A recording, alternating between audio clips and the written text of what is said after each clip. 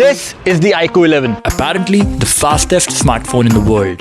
Let's check it out. Powered by Qualcomm Snapdragon 8 Gen 2, this phone delivers blazing fast performance. Check out the Geekbench and 3D Mark wildlife score. It's maxed out. From basic computing to gaming, it outperforms in every aspect. The screen here is a 6.7-inch E6 AMOLED display with a peak brightness of 1800 nits. It's bright and gorgeous. The max refresh rate here is 144Hz and it also supports smart switching. The phone runs on Android 13 and is paired together with Vivo's fenctouch OS. There is some bloatware here, but nothing that would bother you. The variant with me is in this sick BMW skin with the M stripes and a textured back. It looks really cool. The weight distribution is perfect and it feels lighter in the hand. Oh yes, on the back we have a triple camera setup. The 50 megapixel primary camera is paired with a 13 megapixel telephoto and 8 megapixel ultra wide sensor. iQOO is promoting the V2 chip here heavily, which provides better night photography. The phone has a 5000 mAh battery that supports 120 watts of fast charging. Our full review is now live on Business Insider India's website.